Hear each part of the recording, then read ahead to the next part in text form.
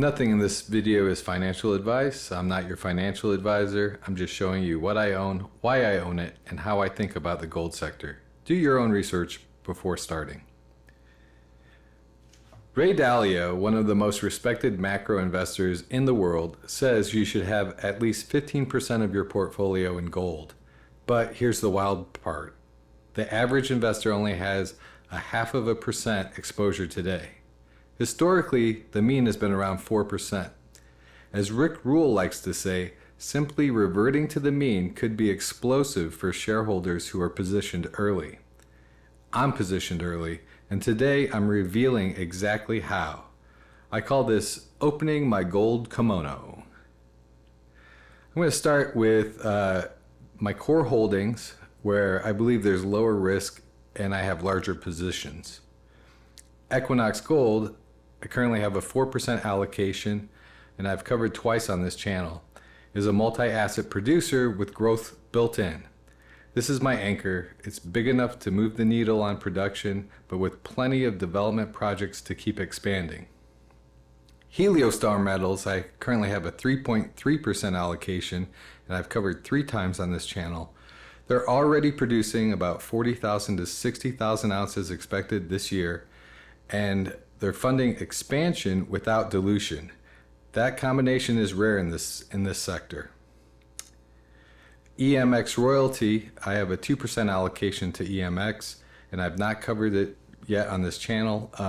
It's one of the smartest ways to get diversified exposure to dozens of projects without the risk of running a mine. They collect royalties, which means revenue without operating headaches.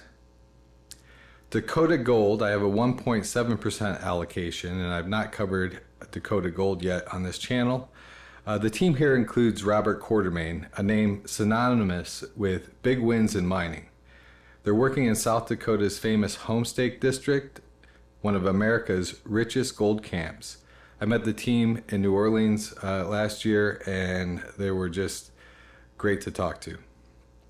B2 Gold, I have a 1% allocation to B2 Gold, and I've covered them twice on this channel. The stock is cheap because of Mali risk. Their biggest mine is in Mali.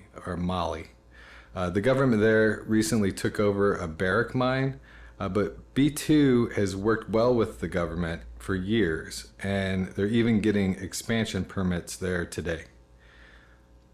So now I'm going to go into my tier 2, which are growth and special situations. Gold Mining Inc., I have a 0.9% allocation, and I've covered that company once. Its market cap is less than the value of the equity it owns from its spinoff. So I call them the spinoff king, because they spin off these companies and then they hold large positions in those spinoff companies. What their position in the spin-off companies and the valuation of the company now, the market cap of the company now, means that investors get the rest of the company's assets for free. So I think that's a no-brainer. Centerra Gold, I have a 0.85% allocation to Centerra, and I've covered that company once. They're not just a mid-tier producer, they also own a 9.9% stake in Dryden Gold, which I also hold and I'll cover down the road. Kennerland Minerals, I have a 0.83% allocation. I've covered that company once.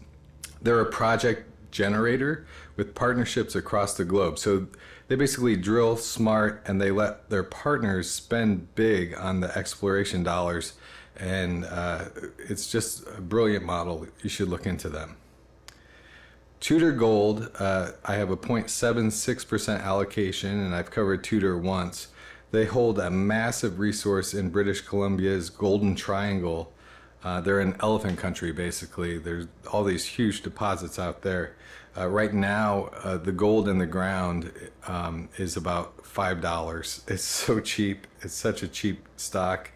But again, it's not without risk. They're not producing. It's not a producer. Go Gold Resources, I have a 0.68% allocation in Go Gold.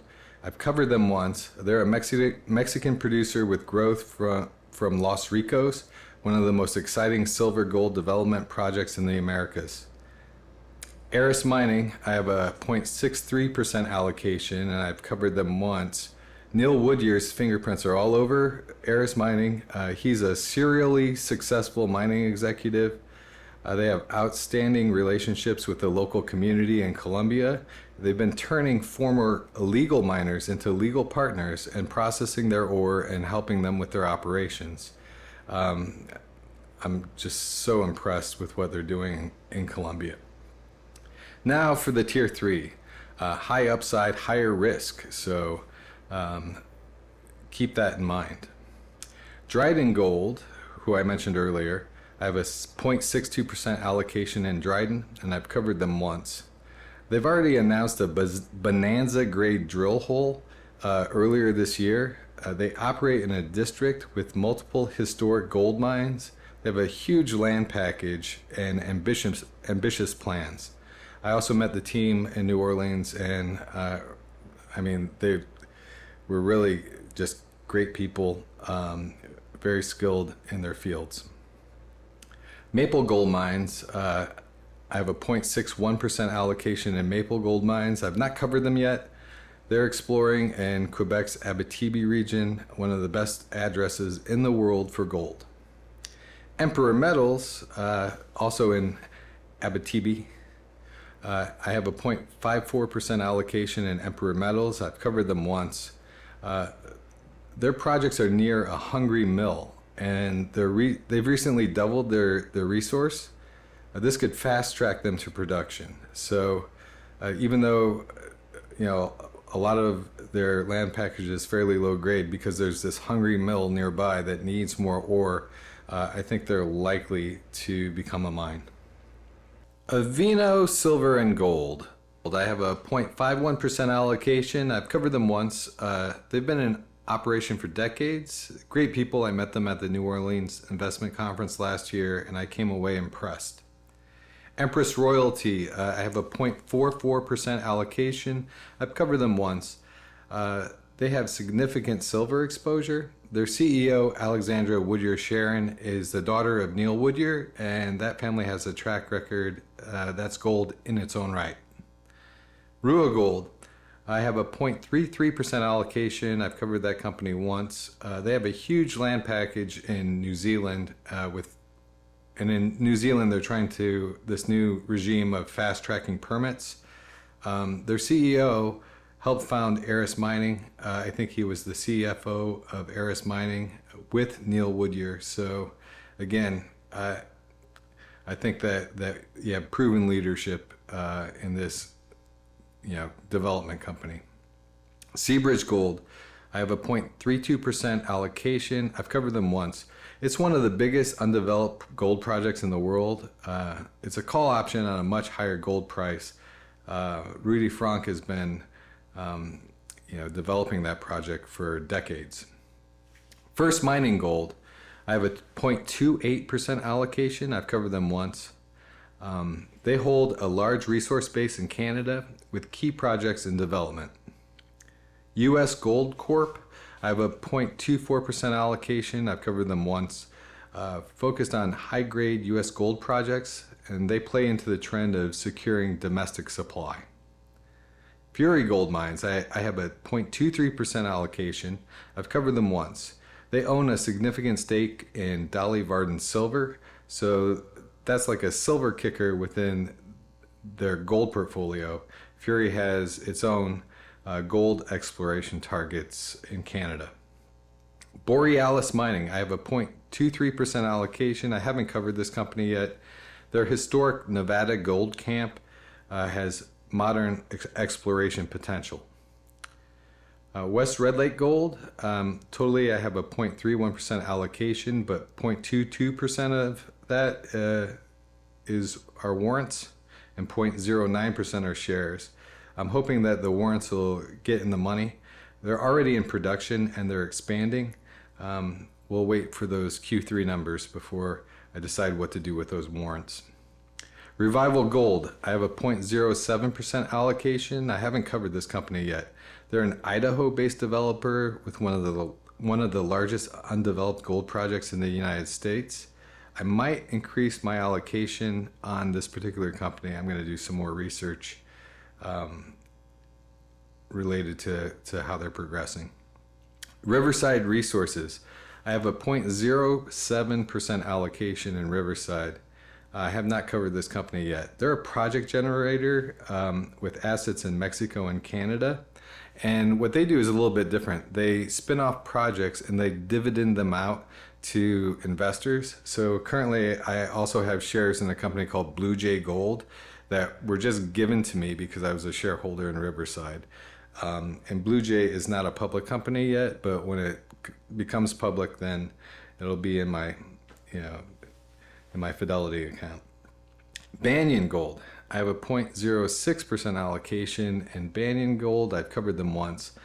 They're undervalued because of a mine failure down the road at Victoria Gold Mines. But their own project has infrastructure and energy already on site, and it looks like it's going to become a mine. And Cabral Gold, I have a 0.06% allocation. I haven't covered them yet.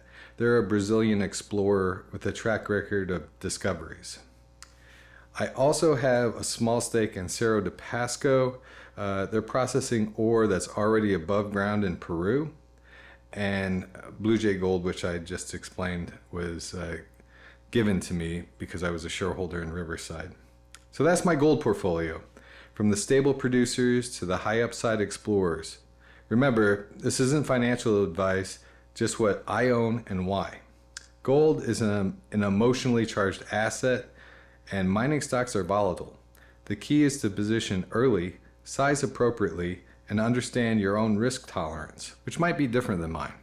So do your own research. Again, this is not investment advice. But if Ray Dalio is right and gold allocations return anywhere close to the historical mean, the sector could see a surge, and being positioned before that happens could make all the difference.